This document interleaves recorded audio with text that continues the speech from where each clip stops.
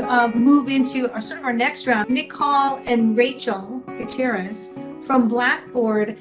You guys are going to do a speed round.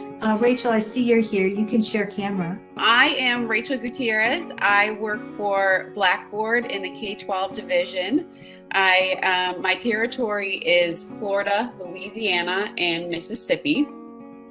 If you don't know who BlackBoard is, or maybe you know BlackBoard from college years using the learning management system, we are a company that not only provides learning management solutions, but we also provide a whole suite of community engagement solutions, including a mass notification system, website solutions.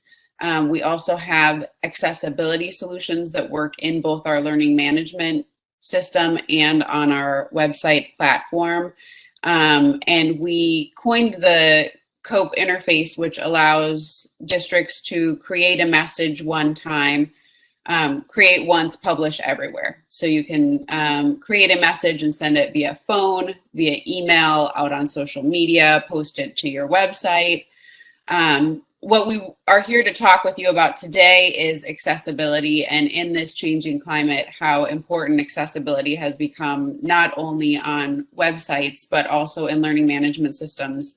And our solution called Ally works not only in our own learning management system, but also in other learning management systems.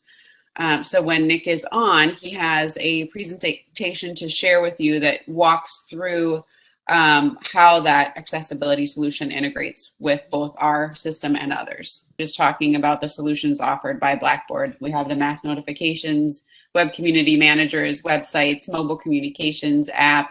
We have 2 teacher communications solutions. And then this bottom row here, first, Ally is the accessibility solution that I mentioned. Collaborate is a video conferencing solution that we offer. BlackBoard Learn is the learning management system. So I already kind of went over this, so I'll turn it back to you, Nick, to talk about accessibility. All right, thank you so much. And so I'm going to start off with some questions around digital equity and digital accessibility.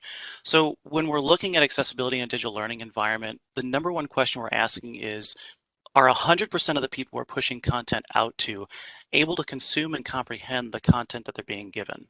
So just because we're providing a document or a video in a digital learning environment doesn't mean that the student downloading or accessing that content is able to fully comprehend or consume the information that it contains. So plenty of students have visual, physical, cognitive, or hearing disabilities that affect their ability to access digital content.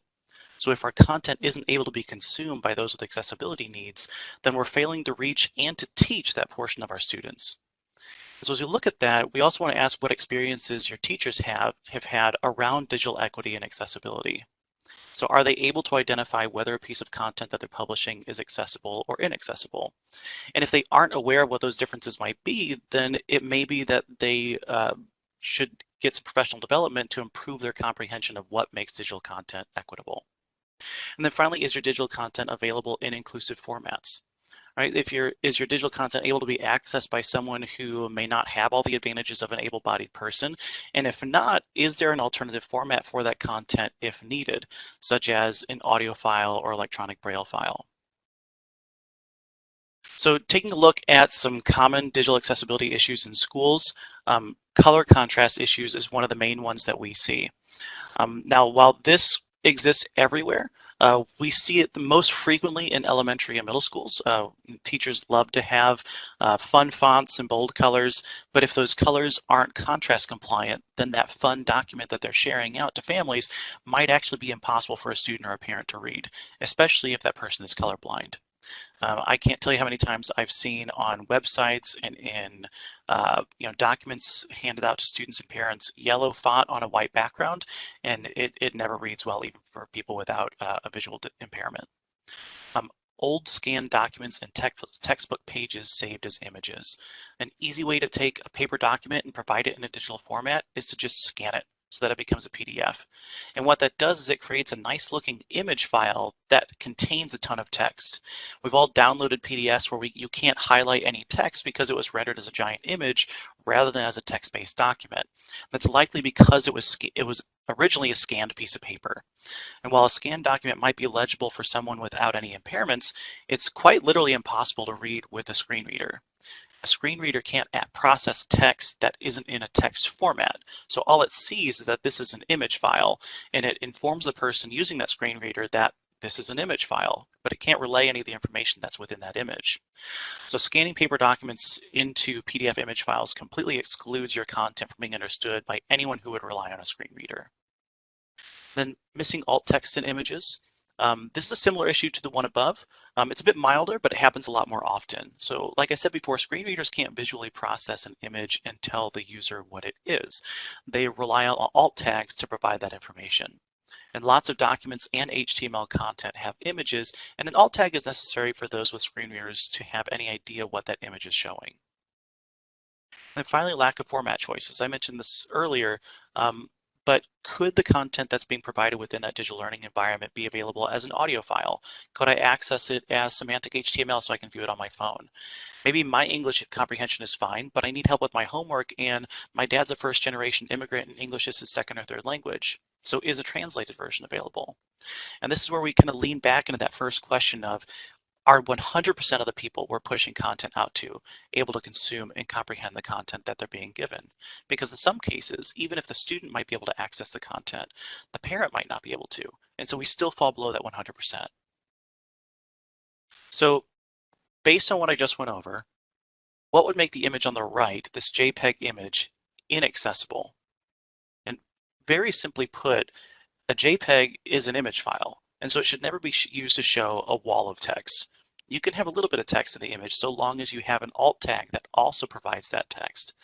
But something like this picture here, this is nothing but text. So this would be much better served as an OCR to PDF or any sort of text-based PDF, or even just a properly formatted Word document with a border. So how does Blackboard address digital accessibility in your online learning environments? Well, to start, every solution that we provide is created with accessibility in mind. And Blackboard Ally works with our Web Community Manager content management system, but we also provide it for learning management systems, such as Canvas, Schoology, and of course, Blackboard Learn. Blackboard Ally provides a simple and elegant solution to addressing the equity of digital content in your online learning environments. Ally provides live scanning of all of your HTML and your uploaded content. And it provides an accessibility score for each piece of the content published.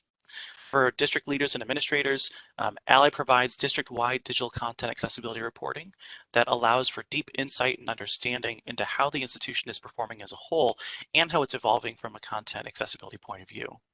And for instructors, Ally provides that same reporting insight, but limited to their courses. And that Ally Accessibility Report helps track progress and can help highlight problem areas and identify initiatives that can further help improve your accessibility. And any new and existing content is checked, and checks are made automatically and in real time against our accessibility checklist based on key areas of the Web Content Accessibility Guidelines 2.1 AA standards. Now for instructors, Ally not only provides details on what makes a piece of content inaccessible, but also why it's important to make that content accessible and what steps the instructor needs to take in order to fix it. Instructors can learn by using Ally what's making their content inaccessible and use that feedback to create more accessible content moving forward, which increases their knowledge base and their accessibility competencies. So where they're constantly getting that inline professional development as they use the system. And finally, for any end users, students, parents, whoever is accessing that content at the end, Ally scans any uploaded documents within the digital learning environment and automatically creates alternative formats in order to make that content more accessible.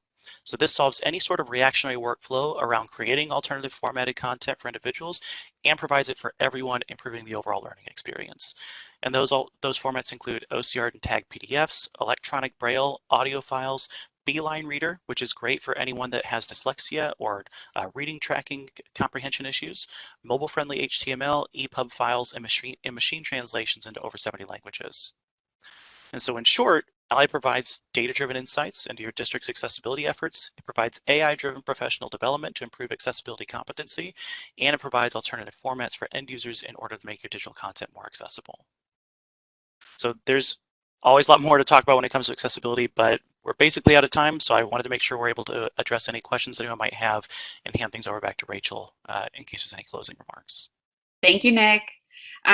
We packed a lot into that short time. Really just wanted to make sure we got all the information out. LeiLani, I don't know if you're opening it up for questions. If not, the contact information for both myself and Nick is on the screen, and anyone can feel free to reach out for more information or a demo specific to your district. That's awesome, and I'm really super proud of what you've done with accessibility. This is a really powerful thing. Okay, so I'm gonna start my video here for a second and take back the screen from you guys, and go to my next speaker. If I see questions come in, I'll redirect them. Thank you guys both very, very much for that short presentation on what you're doing. It's powerful. Yeah, thank you. Okay.